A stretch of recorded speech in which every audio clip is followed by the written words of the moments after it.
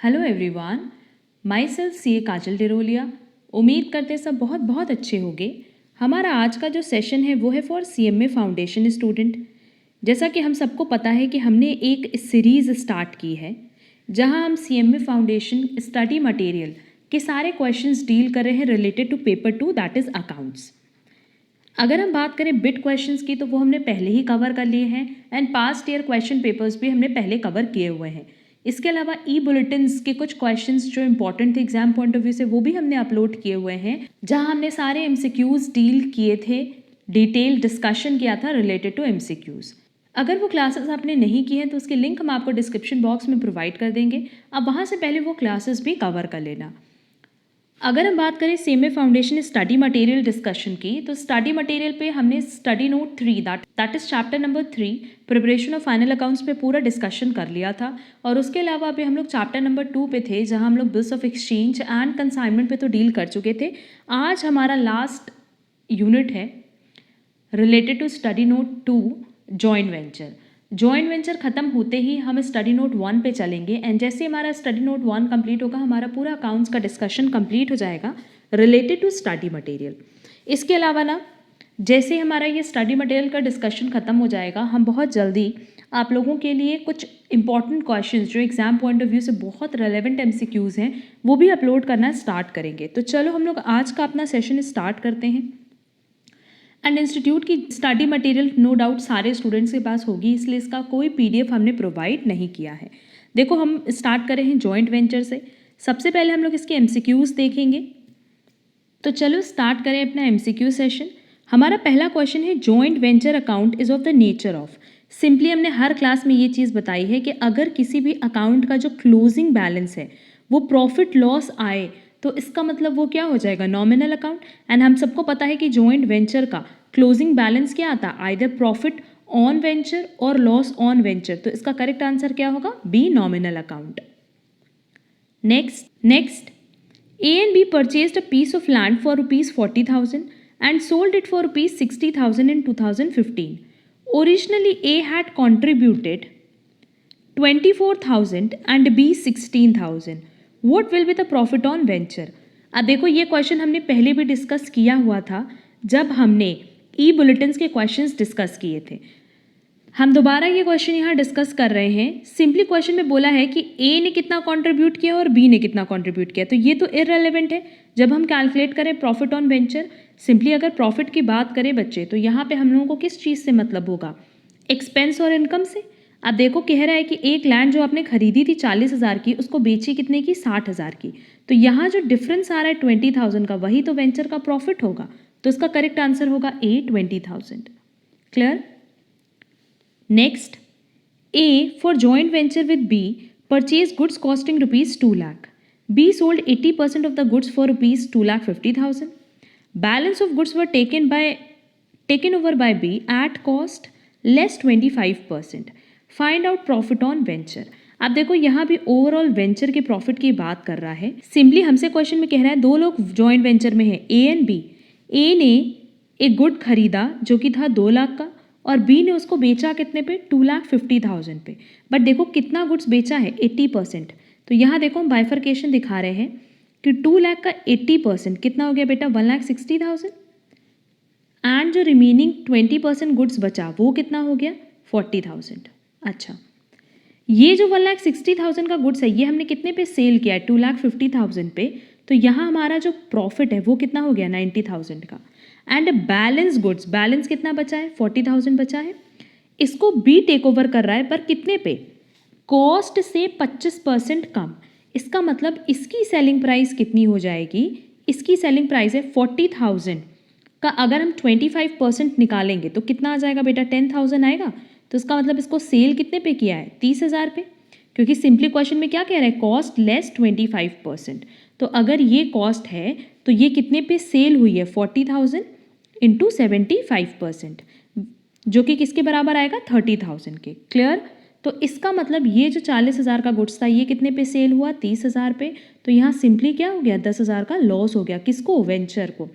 तो overall profit हुआ था 90,000 का और टोटल लॉस कितना हुआ, 10,000 का।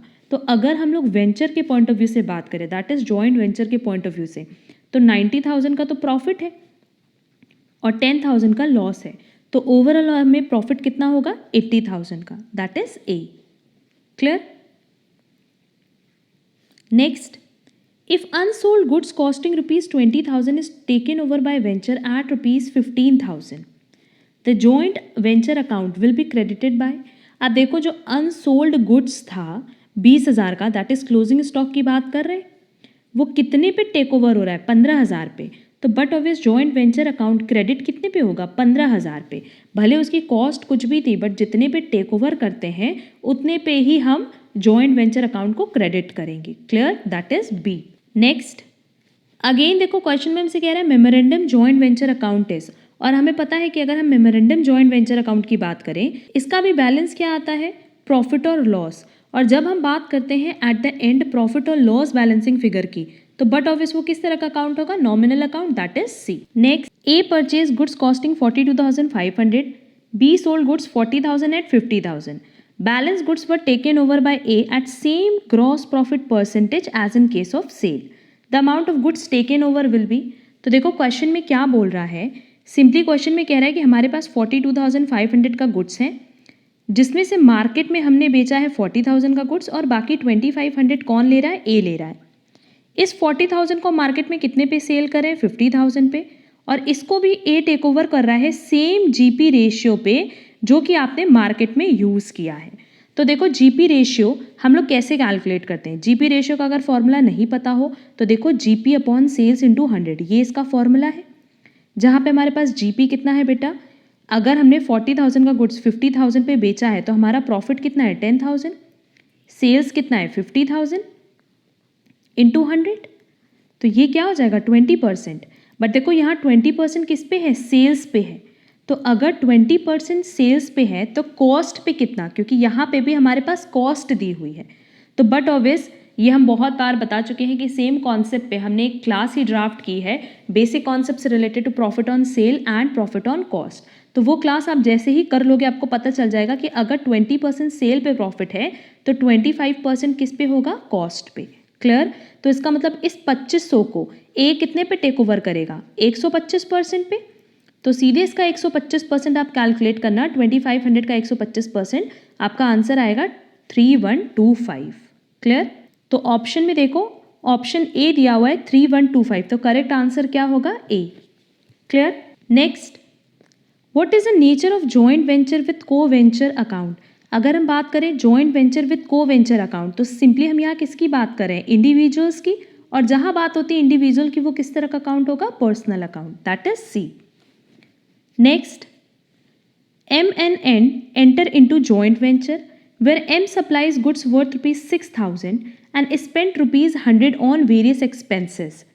N sells the entire lot for 7,500 meeting selling expenses amounted to 200, profit sharing ratio equal।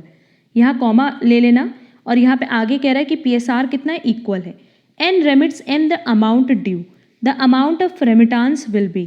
अब देखो दो लोग जॉइंट वेंचर में हैं, क्वेश्चन में दिया कि प्रॉफिट शेयरिंग रेशियो इक्वल है, तो सिंपली जो भी प्रॉफिट या जो भी लॉस है वो क्या होगा इक्वली डिस्ट्रीब्यूट होगा। ठीक, अब आगे देखो क्वेश्चन में कह रहा है कि जो एम है उसने कितना गुड्स दिया है 6,000 और 100 रुपये उस पर एक्सपेंस लगे हैं, तो इस 6,100 की अगर बात करें तो ये किसने बियर किया एम ने। एन उसको मार्केट में बेच रहा है कितने पे 7,500 और वहाँ पे उसका सेलिंग एक्सपेंस कितने का लग रहा है 200 का, तो एक्चुअल में ये सेल कितने का हुआ बेटा 7,300 का। अब हमें ये चीज़ बतानी है कि एन एम को कितना रेमिट करेगा।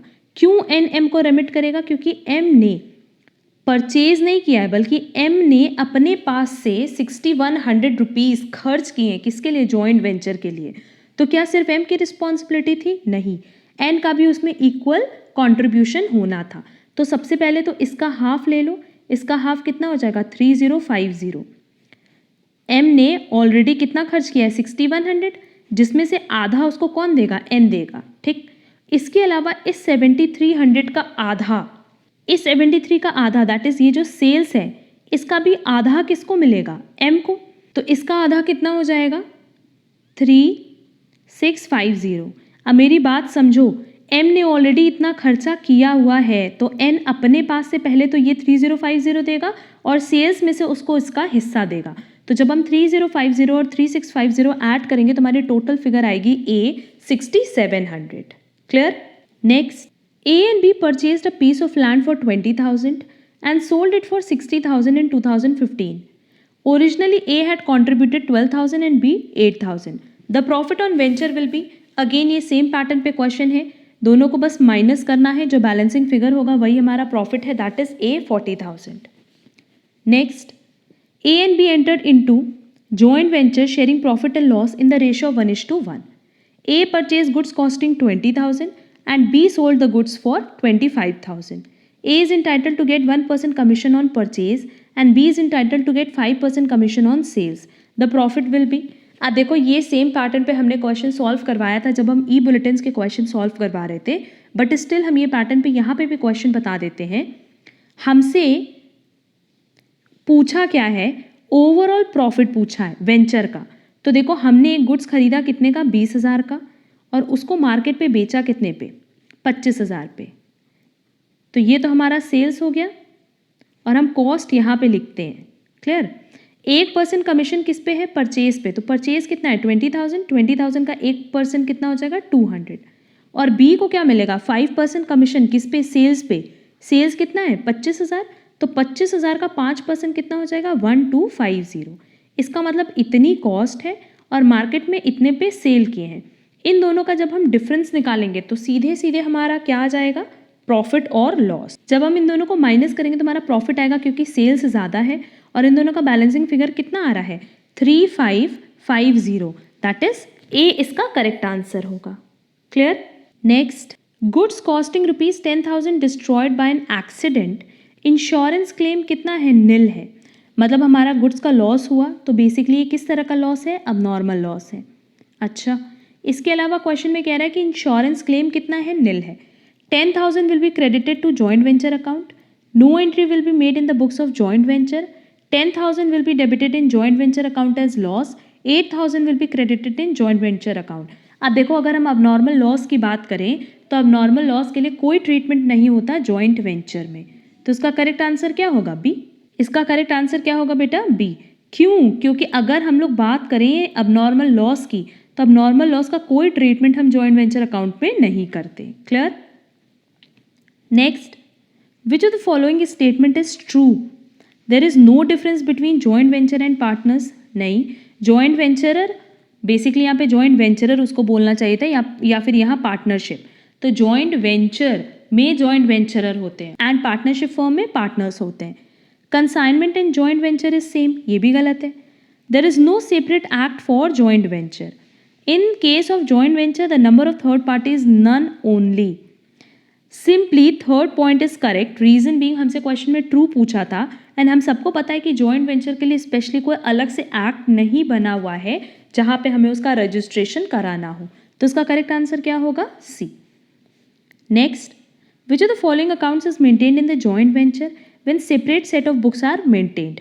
तो देखो जब सेपरेट सेट ऑफ बुक्स बनता है तो जॉइंट बैंक भी बनता है, जॉइंट वेंचर भी बनता है, को वेंचरर भी बनता है, that is all of these इसका करेक्ट आंसर होगा। Next, if a co-venturer takes away goods under memorandum joint venture method, then he will debit these goods in his books too. अभी ये क्वेश्चन हमने ई बुलेटिन में भी कराया था, past year question paper में भी कराया था एंड हमने इस क्वेश्चन को बिट क्वेश्चंस में भी डील किया है। तो सिंपली ये क्वेश्चन बहुत ज़्यादा इंपॉर्टेंट है एग्जाम पॉइंट ऑफ व्यू से और इसका करेक्ट आंसर क्या होगा, सी, परचेजेस अकाउंट। इस पर हमने डिटेल डिस्कशन पहले की हुई है। एंड लास्ट क्वेश्चन है, for opening joint bank account in case of separate set of books. अगर हम जॉइंट बैंक अकाउंट खोल रहे हैं, कब, जब हम सेपरेट सेट ऑफ बुक्स बना रहे हैं, तो सिंपली हम लोग एंट्री क्या करते हैं बेटा, joint bank account debit to venturer capital account, यही एंट्री करते हैं हम लोग, joint bank account debit to venture capital account. तो देखो इसमें करेक्ट आंसर मेरे पास क्या हो जाएगा, B, joint bank account is debited and venture capital account is credited. Clear? तो ये तो सिंपली क्या था, जर्नल एंट्री थी। यहाँ तक सारे एमसीक्यूज हमने डील कर लिया। अब चलो जल्दी से हम लोग फिल इन द ब्लैंक्स देख लेते हैं। Simple simple fill in the blanks हैं। पहला है the account opened in the bank in joint name of the co venturers is. अब इसको बैंक अकाउंट तो बोल नहीं सकते क्योंकि जॉइंट नेम में, तो बट ऑब्वियस इसको क्या बोलते हैं, joint bank account. Next, partners of joint venture business are called, अभी बताया कि उनको को वेंचरर्स बोलते हैं, और अगर यही पार्टनरशिप फॉर्म होती तो उनको पार्टनर्स बोलते। Next, under memorandum joint venture each co venture opens only one account which is in the nature of. अब देखो जब हम लोग मेमोरेंडम जॉइंट वेंचर बनाते हैं तो वहाँ पे आप लोग को पता होगा कि मेमोरेंडम जॉइंट वेंचर अकाउंट के अलावा हर एक को वेंचरर दूसरे को वेंचरर के साथ जॉइंट वेंचर अकाउंट ओपन करता है। मान लेते दो को वेंचरर हैं ए और बी, तो मेमोरेंडम जॉइंट वेंचर अकाउंट के साथ ए एक अकाउंट ओपन करेगा जॉइंट वेंचर विद बी और बी अकाउंट ओपन करता है जॉइंट वेंचर विद ए। तो बेसिकली किसकी बात कर रहा है, ये लोग आपस में एक दूसरे के लिए जो अकाउंट खोलते हैं, बट ऑब्वियस वो इंडिविजुअल से रिलेटेड है, तो वो किस तरह का अकाउंट होगा, personal account. Next, when goods are sold for joint venture the account to be credited in separate set of books. अब देखो जब भी गुड्स बेचते हैं तो सिंपली हम लोग एंट्री क्या करते हैं, cash account debit, bank account debit, या किसी भी को वेंचरर जो भी टेक ओवर करा है उसका अकाउंट डेबिट करते हैं टू जॉइंट वेंचर अकाउंट। तो बट ऑब्वियस हम लोग क्रेडिट किसको करते हैं, जॉइंट वेंचर अकाउंट को। Clear. Next, the accounts to be credited for transferring profit on joint venture in the books of co-venture maintaining accounts regarding joint venture are।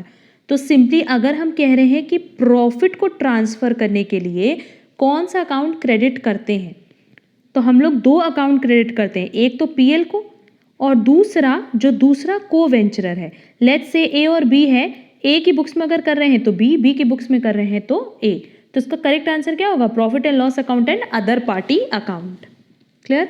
Next, generally when the size of the venture is dash the co venture keep separate set of books of account for the joint venture. But obvious अगर हमारे venture की size बड़ी है तो उस case में हम लोग को सेपरेट सेट ऑफ बुक्स बनाना पड़ता है, या हम लोग जनरली उसी टाइम प्रेफर करते हैं। Next, dash is a concept which the joint venture accounting does not follow. Joint venture हमेशा टेम्पररी होता है, ये एक ऐसा बिजनेस ऑर्गेनाइजेशन का फॉर्म है जो कि बेसिकली टेम्पररी है, किसी पर्टिकुलर पर्पस, किसी पर्टिकुलर प्रोजेक्ट के लिए बनता है, और जैसे ही वो प्रोजेक्ट या काम कंप्लीट होता है जॉइंट वेंचर खत्म हो जाता है, दैट इज डिसॉल्व कर जाता है। तो सिंपली किस कॉन्सेप्ट को फॉलो नहीं कर रहा है, गोइंग कंसर्न को, क्योंकि गोइंग कंसर्न मतलब होता है कि अगर हमने अपना कोई बिजनेस स्टार्ट किया है तो वो फॉर इन्फिनाइट ईयर्स तक चलेगा। तो but obvious joint venture going concern के कॉन्सेप्ट को फॉलो नहीं करता, ये नहीं मानता कि जो आज हम बिजनेस स्टार्ट करें वो लॉन्ग रन तक चलेगा। Clear. Next, dash is credit balance of joint venture account. कह रहा है जॉइंट वेंचर अकाउंट में किसका क्रेडिट बैलेंस होता है, प्रॉफिट का। ये तो सिंपल क्वेश्चन है। Next, dash is not a part of double entry system. कौन सा account double entry system follow नहीं करता, मेमोरेंडम, क्योंकि मेमोरेंडम में हम लोग कोई भी ऐसी एंट्री नहीं करते जो डबल एंट्री सिस्टम को फॉलो करती है। Next, when co-venture initially contribute for a joint venture, dash account should be debit in the case when separate set of books of account are maintained। तो simply कह रहा है कि initially starting में जो हम कंट्रीब्यूट करते हैं वो तो वैसे भी हमेशा बैंक में ही जाता है या कैश में, तो यहाँ अगर हम कंट्रीब्यूट करें तो उसको हम कहाँ डालते हैं, जॉइंट बैंक अकाउंट में। Clear. Next, maximum number of members in joint venture business, इसकी कोई लिमिट नहीं है, जितना चाहे, मतलब आपको जितने मेंबर्स रखने हैं आप उनको रख सकते हो, तो अनलिमिटेड, क्योंकि इसकी कोई मिनिमम या मैक्सिमम की लिमिट है ही नहीं है, तो आप जितने मेंबर्स चाहो, दैट इज आप जितने को वेंचरर्स चाहो आप अपॉइंट कर सकते हो। Next, memorandum joint venture account is prepared to find out dash in venture. हमने ये ऊपर डिस्कस किया था कि चाहे जॉइंट वेंचर की बात करो चाहे मेमोरेंडम जॉइंट वेंचर की बात करो, ओवरऑल वेंचर का कितना प्रॉफिट लॉस हो रहा है ये जानने के लिए हम मेमोरेंडम जॉइंट वेंचर अकाउंट बनाते हैं। Clear. Next, joint venture does not follow dash basis of accounting. Reason being joint venture हम बनाते हैं एक पर्टिकुलर प्रोजेक्ट के लिए, एक पर्टिकुलर पर्पस के लिए, एक पर्टिकुलर बिजनेस के लिए, और जैसे ही वो बिजनेस हमारा खत्म होता है, जैसे ही वो पर्टिकुलर प्रोजेक्ट हमारा खत्म होता है, हम इस जॉइंट वेंचर को बंद कर देते हैं। तो जॉइंट वेंचर कभी भी अक्रूवल सिस्टम फॉलो नहीं कर सकता, क्योंकि अक्रूवल सिस्टम मतलब क्या होता है कि जो करंट पीरियड से रिलेटेड है हम उसको बुक्स में रिकॉर्ड करते हैं, और हमें पता है कि ये बिजनेस तो हमारा temporary form of business organization है, तो ये हमेशा किसको फॉलो करता है, कैश बेसिस को, ना कि अक्रूवल बेसिस को। क्लियर। तो क्वेश्चन में यही पूछा है कि जॉइंट वेंचर क्या नहीं फॉलो करता, अक्रूवल बेसिस नहीं फॉलो करता। Next, when separate set of books is maintain expenses paid by venture will be dash to joint venture account. अब देखो जब सेपरेट सेट ऑफ बुक्स बनाते हैं, अगर किसी ने भी एक्सपेंस पे किया तो हम लोग एंट्री क्या करते हैं, joint venture account debit to co venturer, यही करते हैं। और क्वेश्चन में हमसे कह रहा है कि जॉइंट वेंचर अकाउंट में उसको क्या करेंगे, अगर हम जॉइंट वेंचर अकाउंट बनाएंगे तो बट ऑफिस उसको क्या करेंगे, डेबिट करेंगे। दैट इज आंसर इसका क्या हो जाएगा, डेबिट, क्योंकि सिंपली एंट्री क्या है, joint venture to co वेंचरर account. Next, को वेंचरर अकाउंट इज डैश अकाउंट। को वेंचरर अभी हमने पहले बताया क्योंकि ये इंडिविजुअल की बात कर रहा है तो ये किस तरह का अकाउंट होगा, पर्सनल अकाउंट। क्लियर। नेक्स्ट, अब देखो ट्रू एंड फॉल्स दिया है, वो भी जल्दी से डिस्कस कर लेते हैं। फर्स्ट क्वेश्चन है, expenses incurred by co venture are debit in joint venture account. अभी हमने ये ऊपर ही बताया है कि हम जॉइंट वेंचर में कहाँ करते हैं, डेबिट करते हैं उसको, जब हम सेपरेट सेट ऑफ बुक्स बनाते हैं। तो आंसर क्या होगा, true. Next, the profit to be shared between the venture in agreed ratio. जो भी अग्रीड होगा उस रेशियो में शेयर करेंगे और जर्नली अग्रीड रेशियो मेंशन होता है, तो आंसर क्या होगा, true. Next, in joint venture provisions of partnership act applies. अभी हमने बताया कि जॉइंट वेंचर के लिए किसी भी तरह का कोई अलग एक्ट नहीं बना है, एंड क्योंकि एक्ट नहीं बना है इसका मतलब ये नहीं कि हम उस पर कोई भी एक्ट अप्लाई कर देंगे।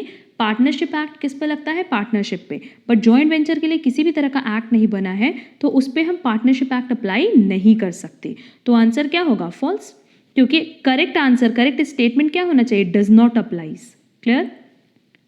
Next, the transactions regarding transfer of goods from one venture to another venture will affect bookkeeping entries। अब देखो क्वेश्चन में कह रहा है कि जो एक ऐसा ट्रांजैक्शन जहां एक वेंचर दूसरे वेंचरर को कोई गुड्स ट्रांसफर कर रहा है, तो इनका तो आपस में ट्रांजैक्शन हो रहा है ना, तो जब आपस में ट्रांजैक्शन हो रहा है तो बुक कीपिंग एंट्रीज क्यों होगी, किसी भी तरह की कोई एंट्री नहीं होगी। तो आंसर क्या होगा, फॉल्स, क्योंकि इसका करेक्ट आंसर क्या है, will not affect book keeping entries. क्योंकि जब वेंचरर्स आपस में किसी भी तरह का कोई ट्रांजैक्शन कर रहे हैं तो उसको ओवरऑल जॉइंट वेंचर से कोई मतलब नहीं होता। क्लियर। अगर एक वेंचर ने जॉइंट वेंचर के लिए कुछ खरीदा या दूसरे वेंचर ने जॉइंट वेंचर के लिए कुछ खरीदा तो ही बुक कीपिंग एंट्रीज होती हैं, अदरवाइज किसी भी तरह की कोई एंट्री पास नहीं होती। और क्वेश्चन में साफ कह रहा है कि दोनों वेंचर आपस में किसी तरह का, दैट इज जैसे अगर दो पर्सन है ए और बी, तो ये लोग आपस में किसी तरह का कोई ट्रांजैक्शन कर रहे हैं, तो क्या ये जॉइंट वेंचर को अफेक्ट करेगा, नहीं करेगा। Clear. Next, if goods costing ₹10,000 destroyed by an accident, insurance claim is nil, then no entry will be made in the books of account, books of joint venture. ये भी ऊपर discuss किया था, true. Joint venture as a definite life, true. अभी हमने बताया कि indefinite life नहीं हो सकती, reason being it is a temporary form of business organization. Next, joint venture agreement must be registered. जब किसी तरह का कोई एक्ट ही नहीं बना इसके लिए तो क्या रजिस्टर्ड और क्या नॉन रजिस्टर्ड, तो इसका करेक्ट आंसर क्या होगा, फॉल्स, क्योंकि रजिस्ट्रेशन का कोई कंपल्शन है ही नहीं। आप चाहो जॉइंट वेंचर बनाओ और जब आपका पर्पस खत्म हो जाए आप खत्म कर दो अपना joint venture. Next, memorandum joint venture account is a real account, false. अभी बताया था ये कैसा अकाउंट होता है, nominal account. Next, contract money received is credited to joint venture account, credit होता है, करेक्ट है, true. Joint bank account is a nominal account, false. Answer क्या हो जाएगा, पर्सनल, रीजन बीइंग क्या है, बैंक है। क्लियर। एंड लास्ट देखो, अब हम लोग डिस्कशन कर लेते हैं जल्दी से मैच द फॉलोइंग पे। ये भी एकदम सिंपल सा क्वेश्चन दिया हुआ है यहाँ पे। पहला कह रहा है कि मेमोरेंडम जॉइंट वेंचर अकाउंट, तब से हम बता रहे हैं कि मेमोरेंडम जॉइंट वेंचर अकाउंट क्या होता है, नॉमिनल अकाउंट होता है। बट इसके अलावा देखो, मेमोरेंडम जॉइंट वेंचर अकाउंट हम इसलिए भी यूज़ करते हैं ना ताकि profit and loss find out कर सकें। तो इसका आंसर डी भी हो सकता है और सी भी हो सकता है। Next is joint venture account is, अब देखो जॉइंट वेंचर भी दिया है तो जॉइंट वेंचर क्या होता है, नॉमिनल अकाउंट होता है, तो उसका करेक्ट आंसर क्या हो जाएगा, C. Next, partners of joint venture business, अभी बताया कि इनको क्या कहते हैं, को वेंचरर्स कहते हैं। Next, under joint bank account method which account is not opened, अगर हम जॉइंट बैंक अकाउंट बना रहे हैं तो उस केस में हम क्या नहीं स्टार्ट करेंगे, मेमोरेंडम अकाउंट नहीं ओपन करेंगे। Reason being joint bank account तब बनता है जब हम सेपरेट सेट ऑफ बुक्स बनाते हैं, और अगर सेपरेट सेट ऑफ बुक्स बना रहे बेटा तो मेमोरेंडम अकाउंट बनाने की तो कोई ज़रूरत ही नहीं है। Clear. And last is the account opened in the bank in joint name of the co venturers is joint bank account, ये भी अभी ऊपर डिस्कस किया है। Clear. Next, the nature of joint venture with को वेंचर अकाउंट, ये सारे question ऊपर से रिपीट ही किए गए हैं। Personal account, expenses incurred by co venture are debited to joint venture, ये भी ऊपर डिस्कस किया था। The account is not a part of double entry system but of इस memorandum account. Memorandum joint venture account is nominal account. Credit balance of joint venture account is profit. ये तो एकदम simple questions थे, but देखो सबसे बड़ी चीज़ क्या है बेटा कि अगर हमने क्वेश्चन की प्रैक्टिस की है, चाहे ई बुलेटिन से किया, चाहे हमने बिट क्वेश्चन से किया है, चाहे पास्ट ईयर क्वेश्चन पेपर से किया, चाहे स्टडी मटेरियल से किया, बट जितनी ज़्यादा आप क्वेश्चन की प्रैक्टिस करोगे ना, उतना ज़्यादा आपको बेनिफिट मिलेगा एग्जाम में। रीज़न बीइंग कि आपको कुछ भी सोचना नहीं पड़ेगा। आप जैसे ही क्वेश्चन पढ़ोगे तुरंत आपको आंसर क्लिक करेगा। क्लियर? तो जितनी ज़्यादा प्रैक्टिस हो सके आप स्टडी मटेरियल की भी प्रैक्टिस कर लो। यहाँ पे हमारा स्टडी नोट 2 पूरा कंप्लीट होता है, जहाँ हमने आज जॉइंट वेंचर पे पूरा डिस्कशन कर लिया है। अब नेक्स्ट क्लास में हम लोग डिस्कशन स्टार्ट करेंगे स्टडी नोट 1 से। क्लियर? स्टडी नोट 1 में अगर देखा जाए तो हमारे पास बहुत सारे छोटे छोटे यूनिट्स हैं जिनको हमें कंप्लीट कराना है, तो आप पहले जॉइंट वेंचर तक कंप्लीट कर लो एंड नेक्स्ट क्लास हम बहुत जल्दी अपलोड करेंगे। आज की क्लास में अगर कहीं पे भी कोई प्रॉब्लम होगी तो आप कमेंट बॉक्स में कमेंट करके ज़रूर पूछना एंड पहले की सारी क्लासेस आप यहाँ से कंप्लीट कर लो। इसके अलावा हमने एक व्हाट्सएप ग्रुप बनाया हुआ है for discussion of mock test paper questions, तो अगर आप चाहो तो उसकी लिंक भी हमने डिस्क्रिप्शन बॉक्स में दे दी है, आप वो ग्रुप हमारा ज्वाइन कर सकते हो। एंड स्टडी मटेरियल के डिस्कशन के बाद हम इंपॉर्टेंट क्वेश्चंस भी अपलोड करेंगे जो एग्जाम पॉइंट ऑफ व्यू से बहुत रेलेवेंट MCQs होंगे। आज के लिए बस इतना। Thank you so much.